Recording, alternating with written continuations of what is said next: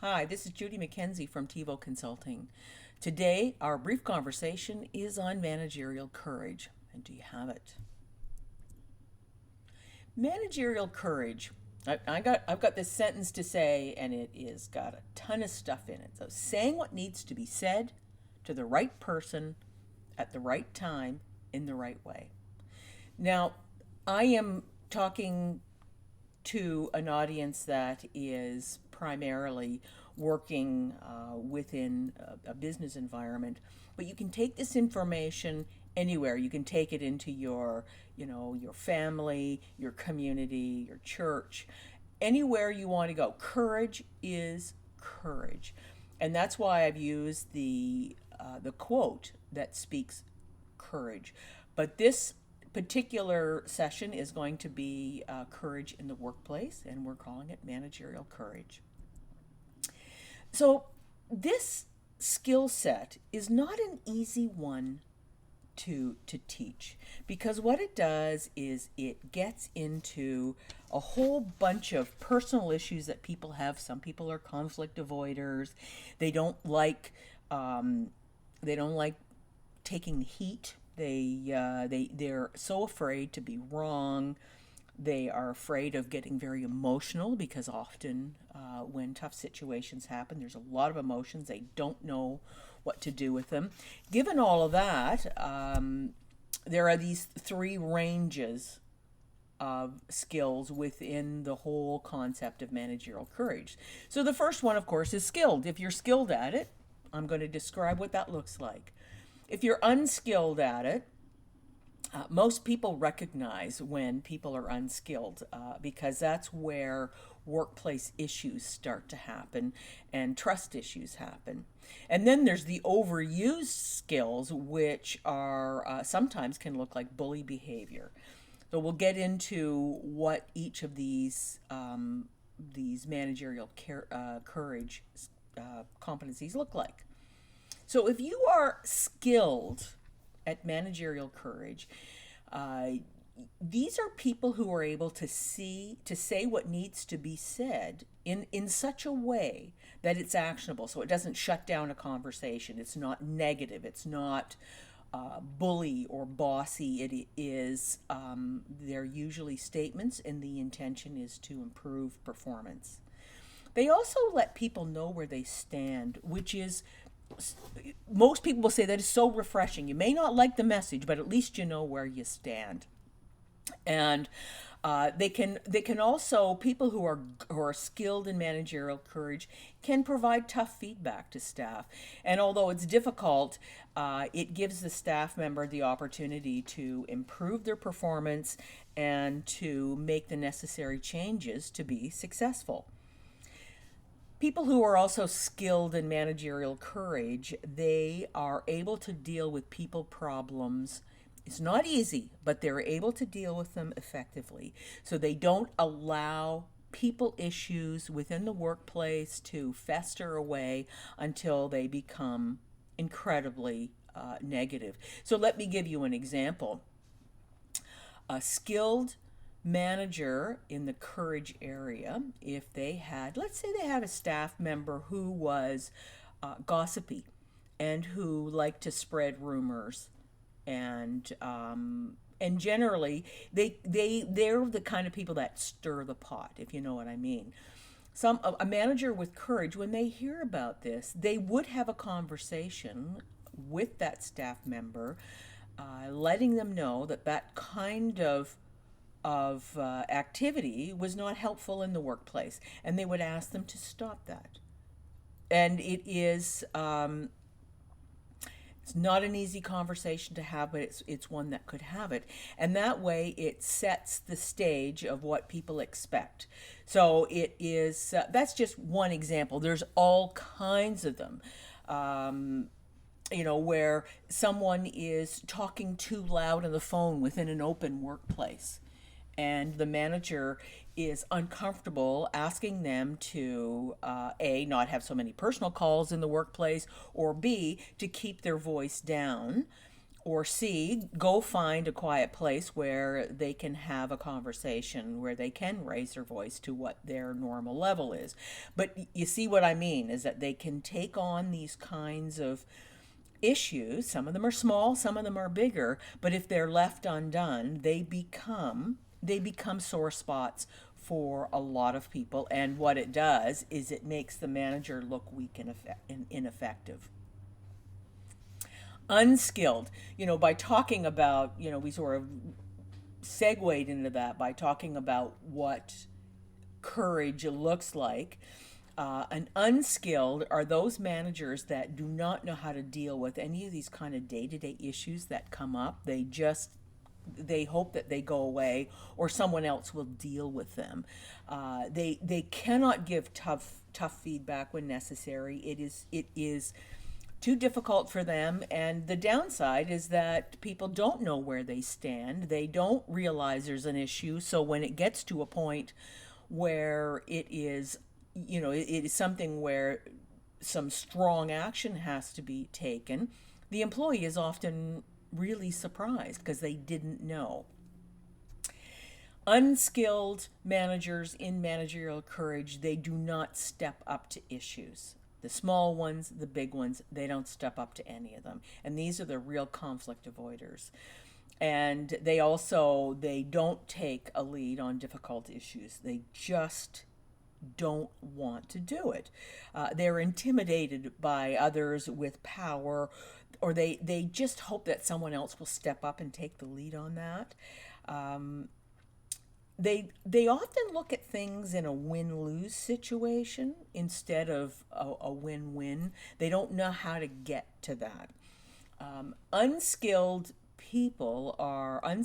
managers in the courage area are very obvious and very frustrating to those around them. And, I'm sure you're probably reflecting on a few of those in your mind as we speak.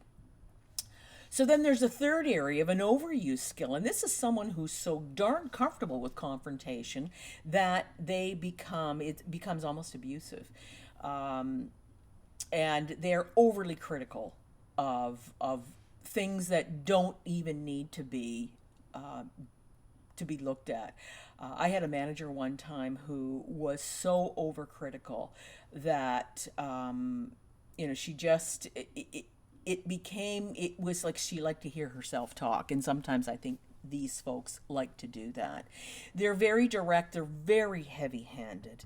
They never choose their battles. They take every battle on, and so they're just like a bull in a china shop. They seem to be way too comfortable giving negative feedback, so they're often thought as they're like the dark cloud in the workplace. They provide way too much negative feedback, and they don't go into the positive feedback side. So that's what an overuse skill is. And keep in mind that, as people learn to create their managerial courage, that you don't go too far over that line and go into the overuse side. So that now you have an idea of what these three areas look like. And I'm going to give you 8 ideas about what to do, how to help people who may not be displaying the type of managerial courage that you'd like to see. So the first thing is make sure that you have all the information that you need about the issue. Look at all the different sources. If there is an issue, let's use the one of talking too loud on the phone in an open concept office, that you get all the feedback that it's not something that's just happened once or twice. It is an issue rather than an incident. And so that way you can go to the person with the correct information. The second thing to do is to make sure that you give the information to a person who can do something about it. So if you hear about something within the workplace that has you concerned, or you think something needs to be done, find the right person. Don't gossip about it. Don't talk to everybody so that everybody gets all wound up.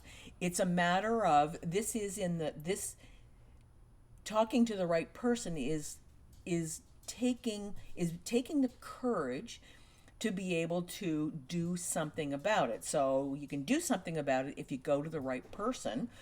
And that may take a few asking, who would be the right person to talk to this about? Go there. Take the position and go there. The third point I have is if you have a very difficult message to deliver, don't tell stories or don't get off point. I don't want you to go in and just like bam, here's the bad news. But when people believe there is some bad news happening, and I used to coach leaders all the time if we were doing downsizing. This is, one of the most difficult things to do, or terminating someone, is you have to have a very clear message that you've worked out before, and it's not blunt, but it is on point. People's attention span really, really deteriorate when they get anxious.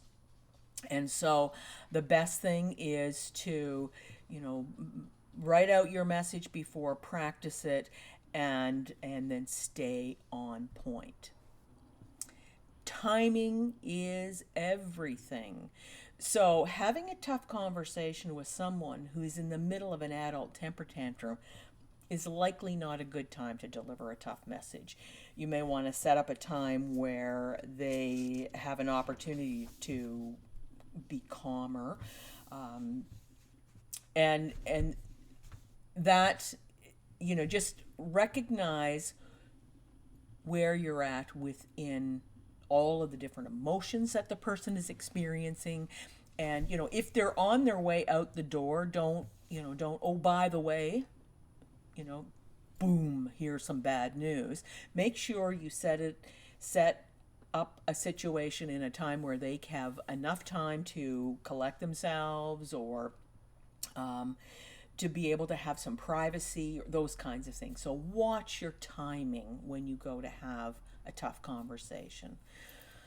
And the other thing is that is this personal? And my point to this is, do you find yourself in a position where you are always having to deliver bad news or tough conversations? I think that if you find that you are the one doing that all the time,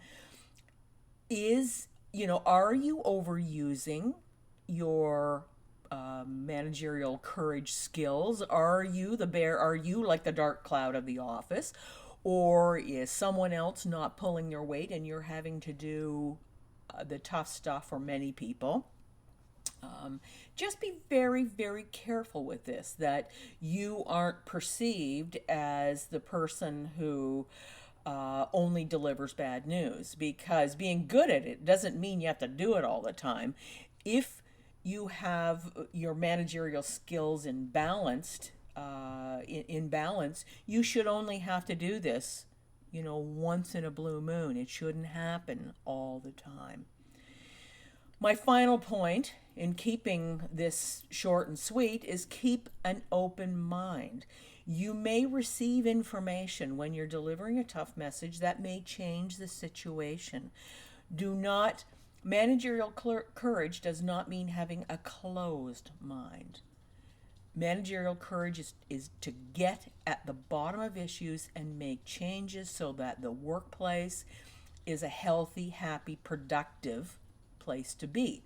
So always keep an open mind, that although you've gone and you've got all kinds of information, you've done all your homework, listen with both your ears. I hope that this brief chat around managerial courage whets your appetite to read more about it. I love this quote, that courage is not the absence of fear, but rather the judgment that something else is more important than fear. Because to be courageous is challenging, but it is also rewarding. So I encourage you, think big, and we will talk again in the next little while. Thanks for joining me.